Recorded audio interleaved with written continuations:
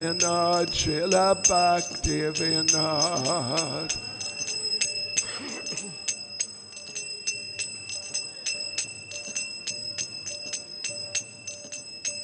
Srila Bhaktivinoda, Srila Bhaktivinoda, Srila Bhaktivinoda, Srila Bhaktivinoda.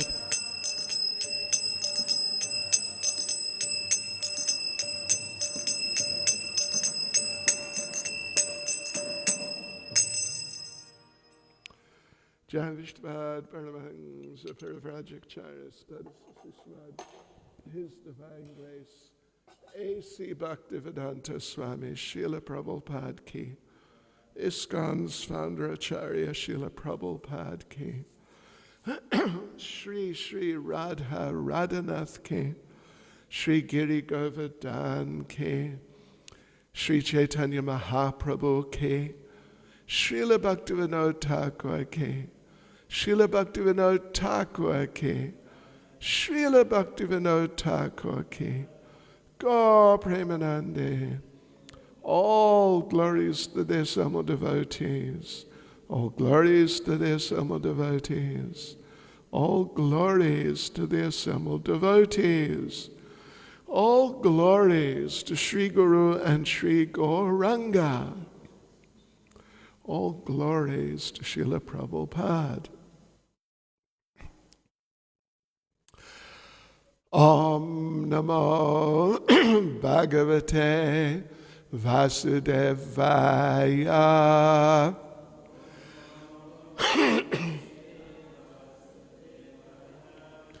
Om Namo Bhagavate Vasudevaya.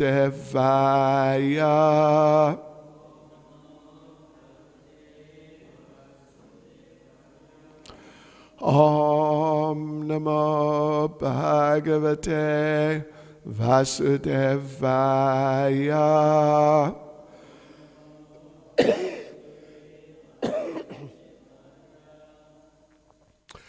So, today is the appearance day of Srila Bhaktivinoda Thakur, great Acharya in our line of Krishna consciousness.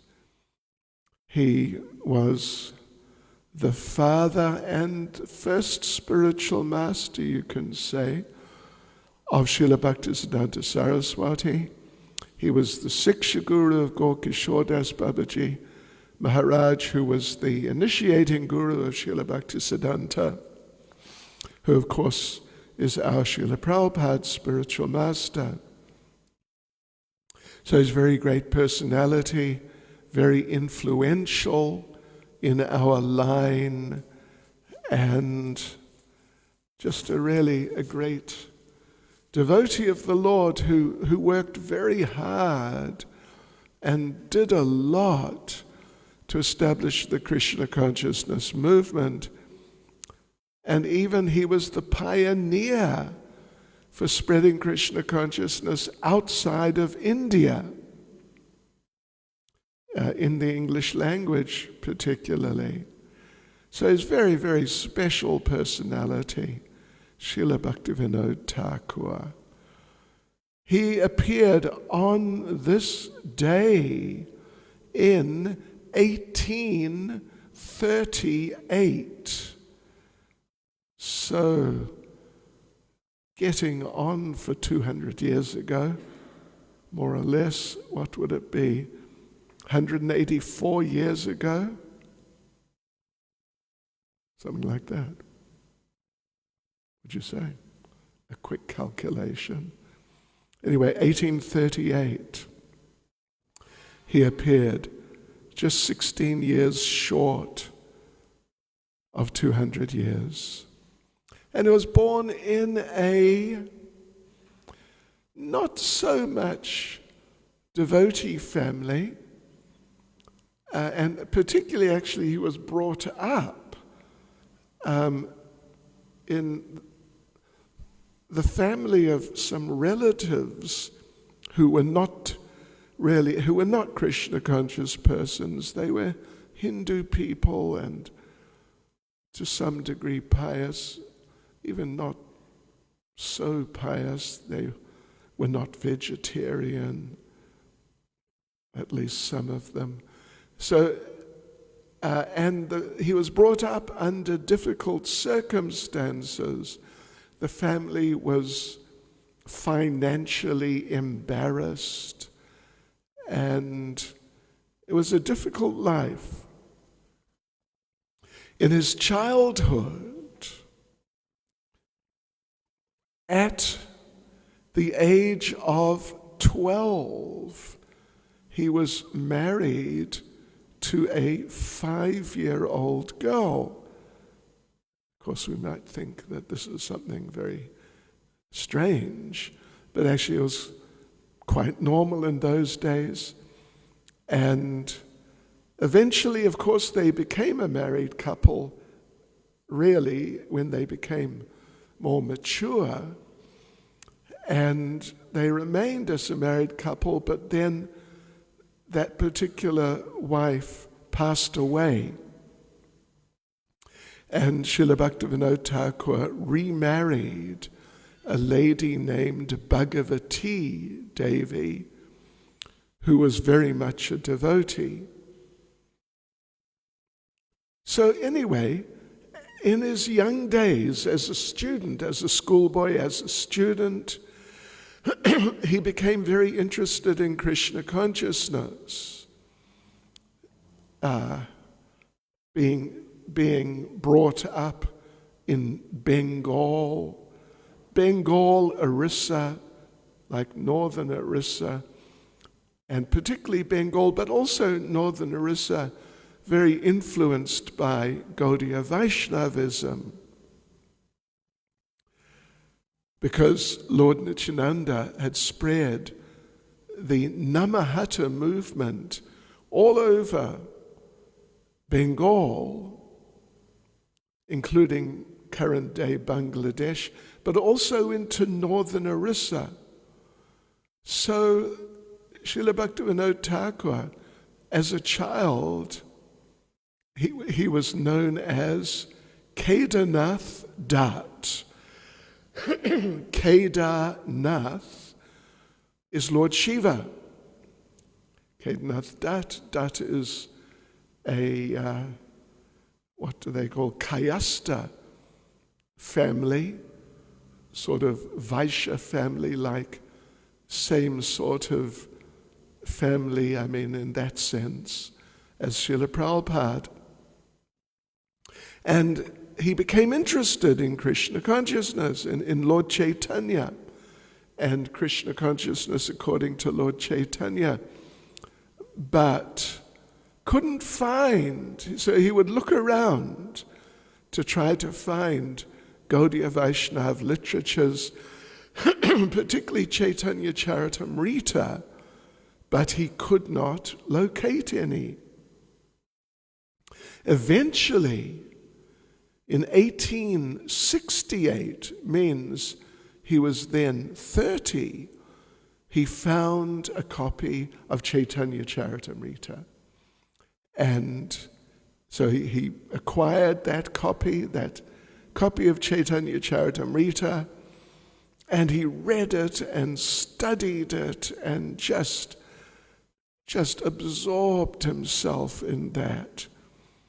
And in this way, that somewhat of a conviction he had, that deep interest that he had, it turned into a very deeply held conviction that Lord Chaitanya is the Supreme Personality of Godhead.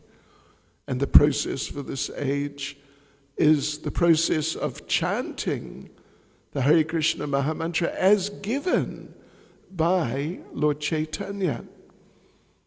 So that was at the age of 30, but before that, in his 20s, he was, academically, he was very successful and very bright, and he was multilingual. His mother tongue was Bengali, and to some degree, Oriya, was also very familiar to him. He spoke Persian, he spoke Urdu, and he spoke English. And because he spoke English, he was recommended to work for the then British government of India. Yes, because the government, the main government structure was all Englishmen, English men. Yeah, it was all Englishmen. But in the second tier, there were many local people, Indian people. But those Britishers, they oftentimes did not speak the local languages. And of course in India there's a number of local languages, and some of them are really quite different from others. Tamil particularly is completely different from the North Indian languages, Hindi, Bengali, Marathi, Gujarati, these languages. Even amongst them, the North Indian languages, which are all Sanskrit-based, there are significant differences. You know, if you understand Hindi, you're not necessarily going to be able to follow Bengali, although they're both very much Sanskrit-based. Yeah, I remember actually being in one program in Maharashtra, where the language is Marathi, which is a variation on Hindi, and someone was speaking in Marathi, and because there's same words to some degree, I was able to follow. Then suddenly some other words which never heard of. Yeah, so particularly down in the south, you get Tamil, Telugu, which is Sanskrit-based, but also there's a lot of vocabulary which is different. And what to speak of Malayalam, Kannada. These are all really different languages. A lot of them at least. So he became fluent. He was fluent in Bengali, fluent in Oriya, and Persian and Urdu, which were all sort of left over from the Muslim period. So he was fluent enough in them, but he was also quite fluent in English. And if you read some of his writings in English, then you see he was fluent in English. You know, what the word fluent means. Anyway, let's not get into it, but it's a very interesting subject. What really is fluency? But he was really fluent, so he wrote nicely in English. And therefore, because he was fluent in English, he was selected, and he was generally a very scholarly and intelligent person. He was selected to work for the government. Initially, he was working as a school teacher. But then in his late 20s, one of the senior Indian people in the Indian educational structure under the British noted how fluent he was in English and these other local languages, and so recommended that he become a magistrate and deal with law cases, court cases. So he did. He became a deputy magistrate.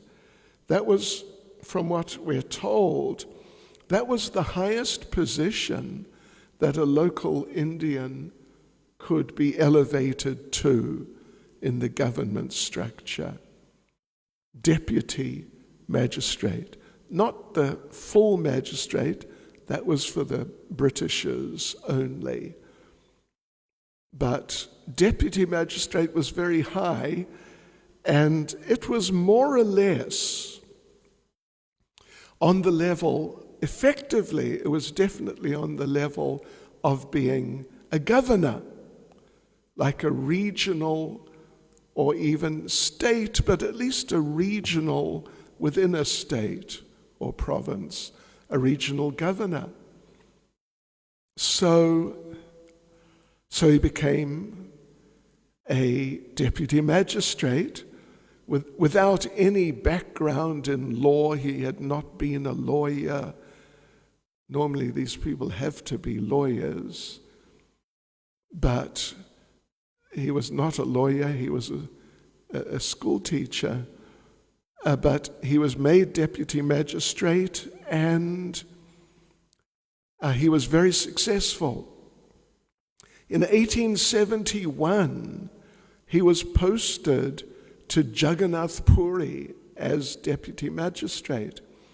As such, he was effectively, very much, the governor of the whole Jagannath Puri region. And that included overseeing the management of the Jagannath temple, the big Jagannath temple.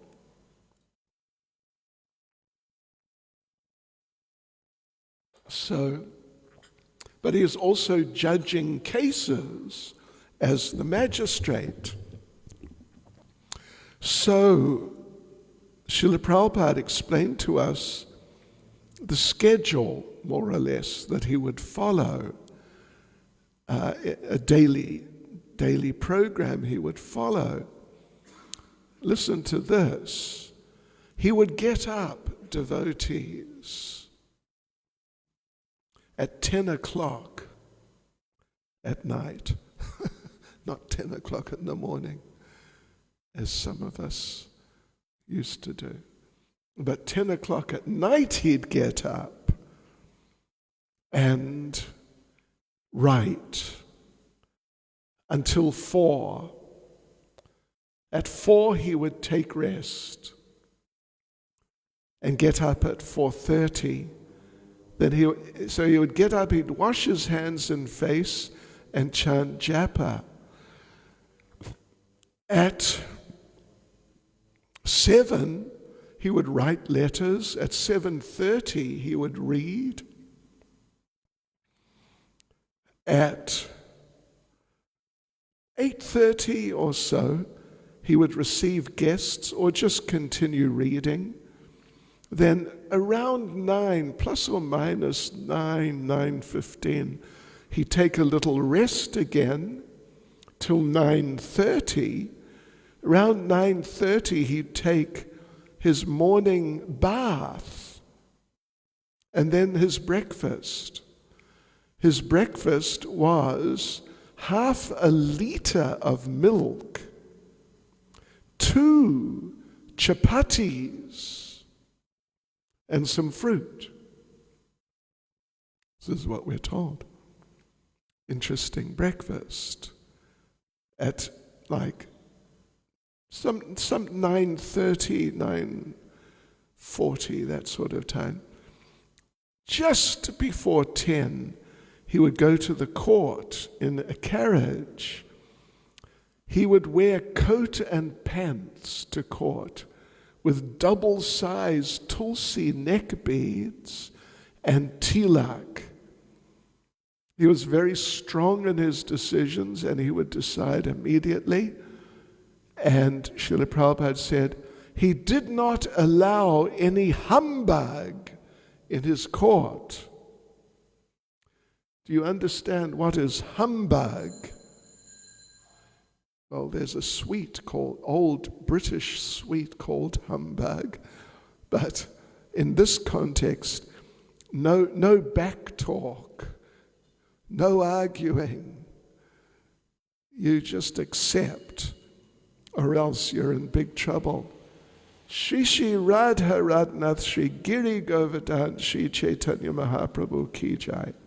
Srila Bhaktivinoda Thakur Ki Jai. So no upstart could stand before him. And he would shave his head monthly. This was his practice, to shave his head monthly. Right, so the court would begin at 10 and go till 1. And at 1 he'd go home and bathe and refresh himself. At 2 he'd go back to the court if there were any further cases. Otherwise, he would do some administration or even some translation. 5 o'clock, he would come home and translate. And then just after that, 6-ish or so, he would take his evening bath and his main meal, which consisted of rice, some sabji, 2 chapatis, and another half liter of milk. And then he would take rest around 7:30 or 8, 7:30 to 8, until 10. So he was not sleeping a lot. From, say, 7:30 to 10, that's 2.5 hours. And then, the other occasions, what was it, 4 o'clock, I think we said, he took rest again, something like that. Yeah, for half an hour. That's 3 hours, then maybe 15, 20 minutes, around 7 or something. No, around 9. So, he might have taken 4 hours rest. He might not have. He might have taken 3.5 to 4, you could say. That's an austere program for us. Yeah, at least speaking for myself, it would be very, very difficult for me. 3.5 to 4 hours. Right, so while there in Puri, he was there in Puri for many years. What was it we said? 1871. 1871, yeah. He was transferred there. And he was there until 1887. So 16 years he was there in Puri. That's quite some time as deputy magistrate and effectively the governor of the whole area. So during that time there were a number of special incidents. The 2 most famous to my knowledge are, first of all, the case of Bishakishain, very, very famous case. I imagine many of you have heard of the case of Bishakishain. He was a so-called avatar of Mahavishnu. And he actually had mystical powers. And so he did all sorts of things. The one thing he did was that he would constantly or regularly speak against the British government. We got to kick out the Brits, kick out these Englishmen. Pretty good idea, actually. But anyway, he was promoting this. So the British were not very happy about that. He's like, fomenting revolution, actually, along with some bogus spiritual things, like he had many followers, just thousands and thousands, telling the married men, that let me associate with your wife for one night to sanctify her, and I will give her back to you as prasad. Hare Krishna. So many foolish men. I mean, how foolish do you have to be? But anyway, many foolish men, they agreed. And this was going on. Plus, promoting himself as an avatar. And in those days, interestingly enough, in those days in India, it was illegal to say that you were God unless you were. If you were, it was all right. It was good. But if you weren't, it was criminal. And so Bhishakashain, as we've heard, was arrested for these two crimes. One of trying to create revolution against the British, and the other claiming to be God when he was not. Yes, so therefore Bhaktivinoda Thakur went on a whole mission against him and arrested him personally, and he was put on trial. And as we said, he had many followers. They gathered at the courtroom, thousands, at Puri, and it looked like there was going to be a major riot. Somehow or other, it wasn't.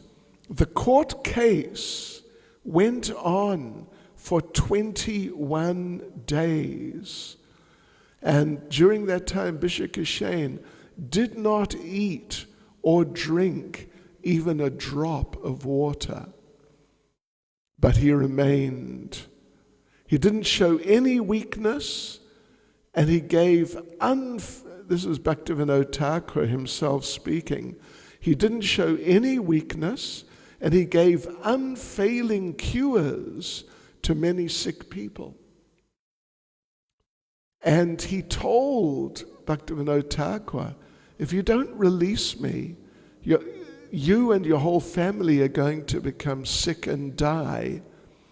And indeed, they all became extremely ill. Extremely ill. Particularly his one daughter, Kadambini, came down with fever. And Bhaktivinoda Thakur himself became so ill he couldn't walk. So on the final day, when the sentence, the verdict and the sentencing was to happen, Bhaktivinoda Thakur could not stand up.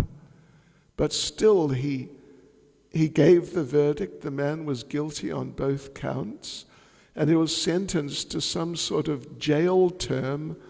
Actually, I'm not sure what the jail term was, but it was some years in jail. And because these mystics, he was a real mystic, these mystics, they usually keep their mystical powers in their hair. And it was understood like that, because sometimes he would make flashes and things come out of his hair. Very extraordinary.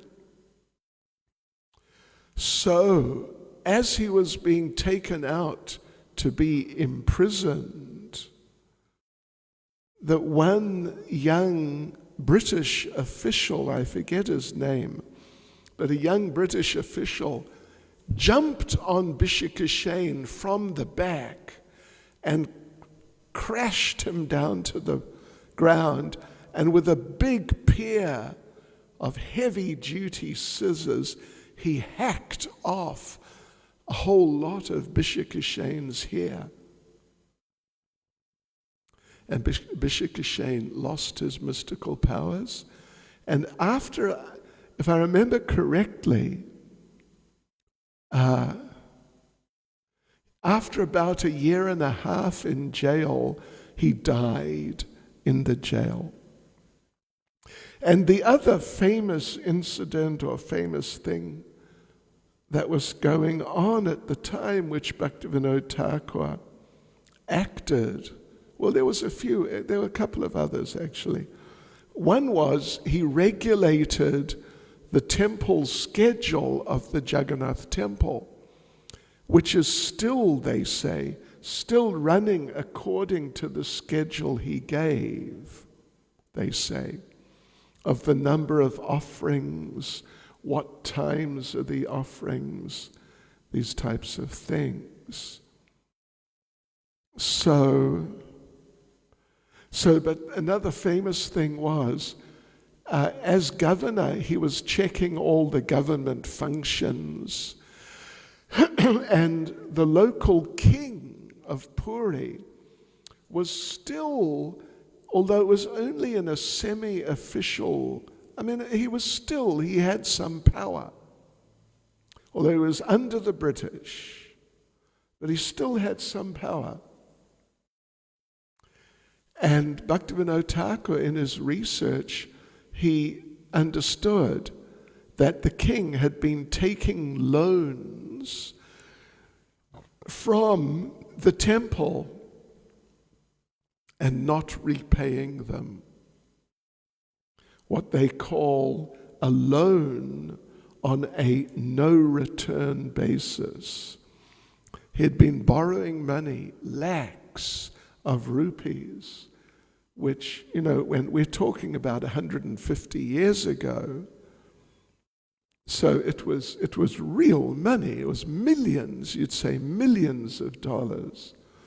So Bhaktivinoda Thakur confronted him and ordered him on behalf of the government, you got to pay this back. But the king refused. And the king undertook a special yajna, a special fire sacrifice for 1 month, 24 hours a day for a whole month. Some big tantric, tamasic fire yajna constantly going on 24/7 for the whole month, at the end of which Bhaktivinoda Thakur was meant to drop dead. So they got to the final oblations, just the very last offering into the fire, and the king and his family stood by the fire, chanting these mantras and then offering whatever into the fire, when suddenly in the middle of that process, the king's oldest son collapsed into the fire and died. Somehow I guess they couldn't get him out quickly enough, something like that. And he died. So then the king approached Bhaktivinoda Thakur and said, those loans, can we make a repayment plan? And he paid back the loans. So it's really quite something. In 1874, February the 6th, Srila Bhaktisiddhanta Saraswati Thakur was born, and Srila Bhaktivinoda Thakur named him Bimal Prasad. Bimal Prasad, of course, I haven't been inside the walls of the Jagannath temple. I tried once, but the guards were just about to attack me, so I retreated. So, but those who've been in have told me that there's the walls around the whole thing, with quite a courtyard area all around, and there are many demigod temples. Am I right? Many demigod temples, and the main demigod temple is Bimala Devi. And from what I'm told, there's still an arrangement that the first Maha Prasad from each offering to Jagannath goes to Bimala Devi. And then it's considered Maha Prasad, and it's called Bimala Prasad.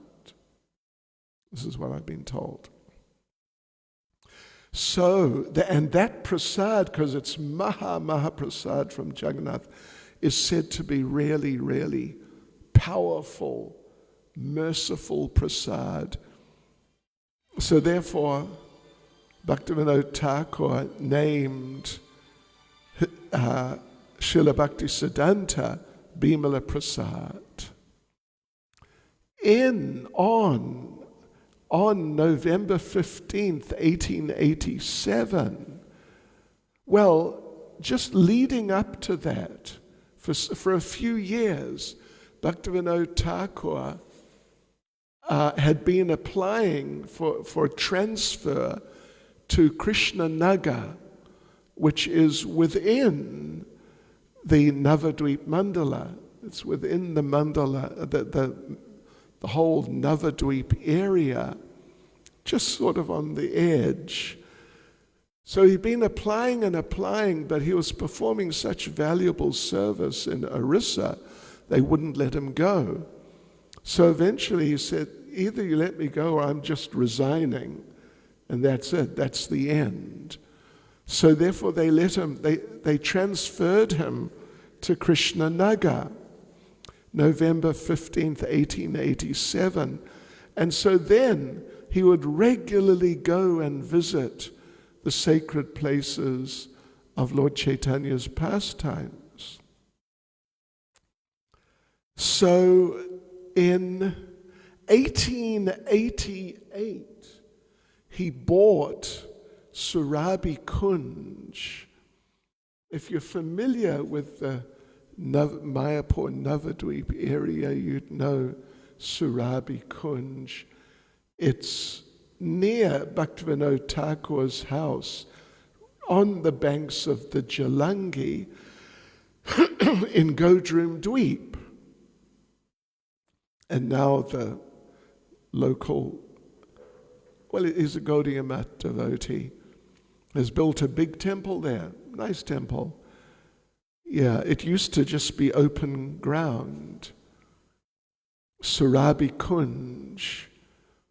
So in 1888, Bhaktivinoda Thakur bought that land, and then, I'm just getting the chronology, in 1891, after doing a lot of research, Bhaktivinoda Thakur concluded that Lord Chaitanya's birthplace was on the eastern side of the Ganges, not on the western side where the Navadvip town is nowadays.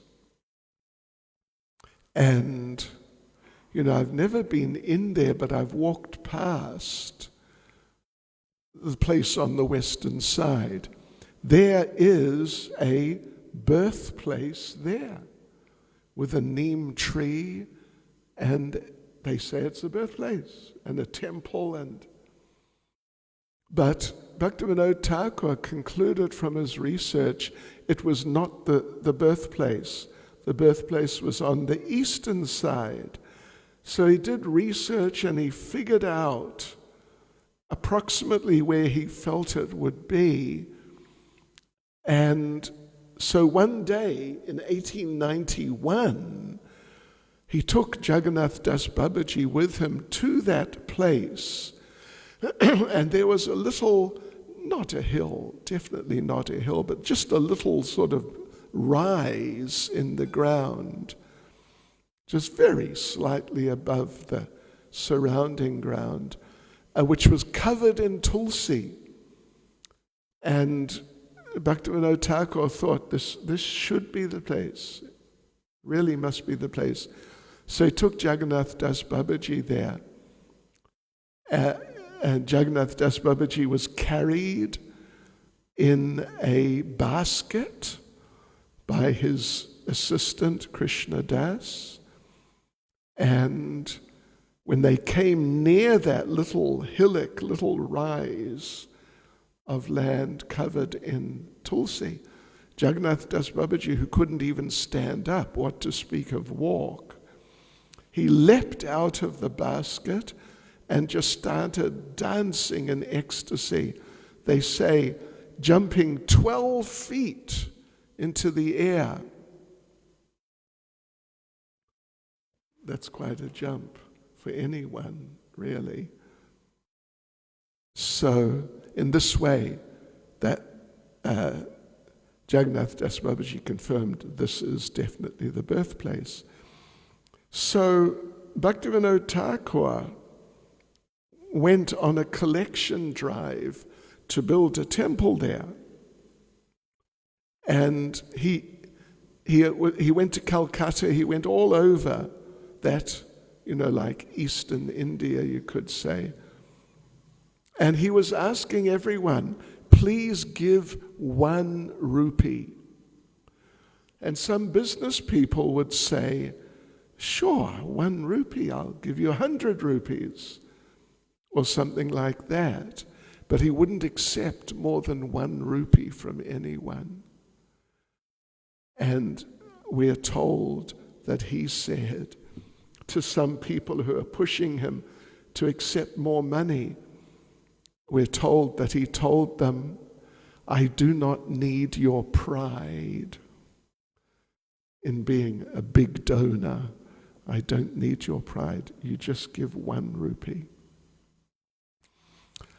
So, let's see. In 1894, he came to live at Surabi Kunj. Yeah, Surabi Kunj. We mentioned Surabi Kunj. He bought it in 1888. 1894, he came to live there. And the temple he built at the birthplace opened in 1895. And from what I was told, if you're familiar with the birthplace and the different buildings there, the temple building he built is now the office building, just when you're looking from the kirtan, big kirtan hall at the deity house. It's the building just on your right, on the right of the deity house. That was the original temple. I must check that next time I go there. But that's what one person told me.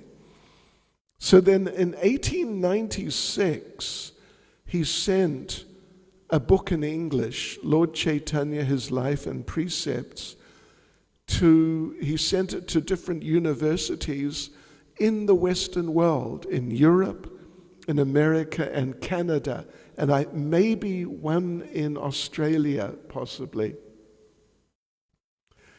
Yes, and when Prabhupada started preaching in the 1960s, he told the devotees that. And some devotees went to just 2 or 3, I'm not sure how many, but a small number of those universities. And at least in 1 or 2, they found that the original book was still there. That's, say, 70 years later or something. And most famous was the one he sent to McGill University. I don't know why it was so famous, but One devotee went there, found it, and stole it. Hare Krishna. What can we say?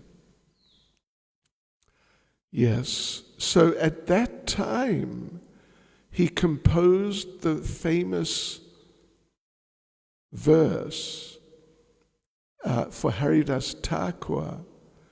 He reasons ill who tells that Vaishnavas die when thou art living still in sound. The Vaishnavas die to live, and living try to spread the holy name around. It's around 1896 or so he wrote that. In 1899, he bought the land where Swananda Sukhada Kunj is. That's famously Bhaktivinoda Thakur's house. Not far from Surabi Kunj, just a few hundred meters, just near the Jalangi, very close. 1899, and he started living there. And he built the house there. Yes, so in Surabi Kunj, he started his Namahata movement, because by now he's retired. I'm not exactly sure when he retired, but by this time he was retired. And he started traveling and preaching all around Bengal and northern Orissa and establishing Namahatas. And it was a whole big system of Namahatas that he had. And there were various levels of like Namahata units, you could say. Very small ones were called shops, because it's Namahata, means the marketplace of the holy name. Hata meaning marketplace. So the very small ones with a few members were called shops.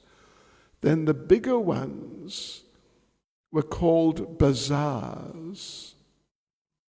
And there were different people in the organization.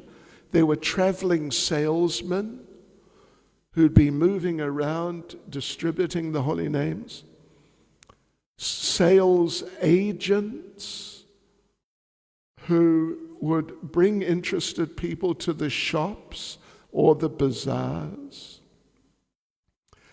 And there was a reporting system with an official market reporter.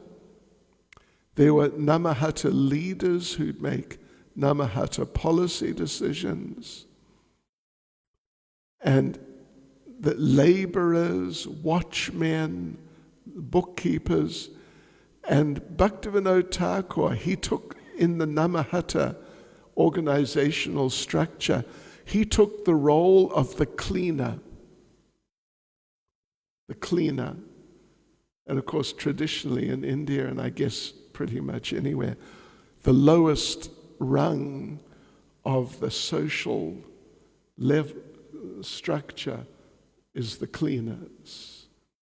So he took the lowest position, and what it means, what he did was make sure everything remains pure in Krishna consciousness, and there's no infiltration of materialism. So then, around that time, he made his prediction that soon a person will take the chanting of the holy names all over the world, and devotees from all over the world will gather in Mayapur and chant Jai Sachinandan, Jai Sachinandan. And of course we understand that was Srila Prabhupada. So then, in 1900, he went back and stayed in Puri. At 1908, he took Babaji from Gorkishore Das Babaji Maharaj, and he passed away in 1914. So these are some biographical details about Srila Bhaktivinoda Thakur. Hare Krishna. Srila Bhaktivinoda Thakur ki. Any questions, comments, additions? I mean, there's definitely more, but that's a certain amount. Hare Krishna, Srila Gurudev. I just wanted to check, how is it that Gorkishore Das Babaji Maharaj gave Bhaktivinoda Thakur Babaji when, Gorkishore Das Babaji Maharaj considered Bhaktivinoda Thakur his Shiksha Guru? Yeah, because Babaji means sannyas. It's a form of sannyas. Because the person who gives sannyas, at least it has to be a sannyasi. Yeah. But it doesn't have to be a senior person. Yeah. In those days, there was a great shortage of qualified devotees of any sort, and particularly sannyasis. And Bhaktivinoda Thakur knew Gorkishore Das Babaji Maharaj is bona fide, genuine sannyasi. Yeah, so even though, they were sort of equals spiritually in many ways, but still Bhaktivinoda Thakur would give instruction to Gorkishore. But, what is said is that when a person takes sannyas, the sannyas guru is not exactly, certainly not like guru in the sense we usually use the term. It's such a substantial position. But the sannyas guru is a witness, just witnesses that you've taken sannyas properly. So it's more like that. It's not like, of course, if the initiating guru is alive and is a sannyasi, they would, not even in all cases actually, but generally they would give the sannyas. But otherwise, if the initiating guru was not living and or was not a sannyasi, then just some qualified sannyasi would give. Yes, Jai Sachinandan Prabhu.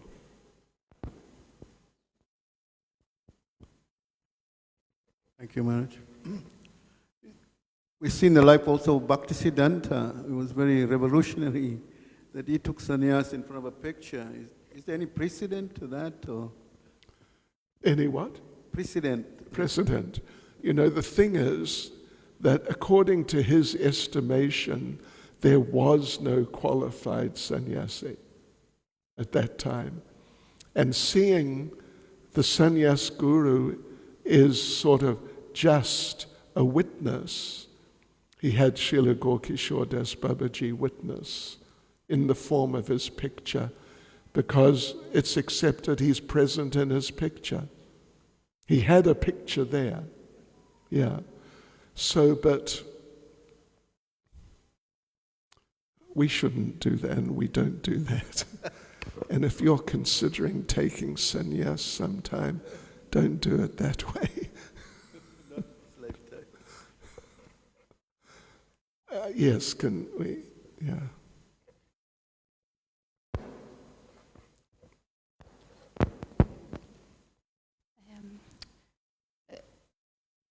Srila Bhaktivinoda Thakur was such a prolific and inspired writer. Is there any interesting tidbits or information about his writing process? Writing process? What do you mean by writing process? Just any information, how he wrote, that, is there any information around about it, how he wrote, where his inspiration was from, I guess from reading and so on, but... You know, not that I'm really aware of, but, you know, he wrote a certain amount of literature which was sort of for newer devotees, like Jaiva Dharma has the first part is all for newer devotees, but then it goes up onto a higher level later on in the book.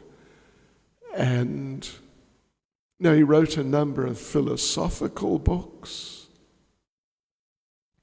but he wrote a lot of songs, poetry, yeah. And, you know, he wrote, there's one song, Vidyara Vilase, his pastimes of being educated. That's quite a song. That's a song. Yeah, I mean, you should have it's in our songbook, I think. You know, how he wasted his life in material education. Yeah, it's pretty to the point. But he also wrote songs like on very high levels, revealing his own eternal position. There's a song in which he reveals his own position as a particular manjari, and some songs like that.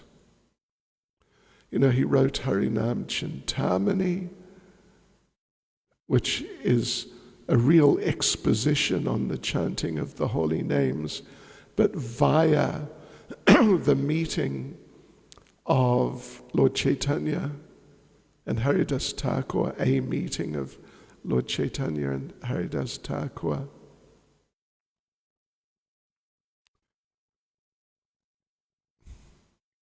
Thank you. Anyone else? Hare Krishna. Srila Bhaktivinoda Thakur ke, Srila Prabhupada ke.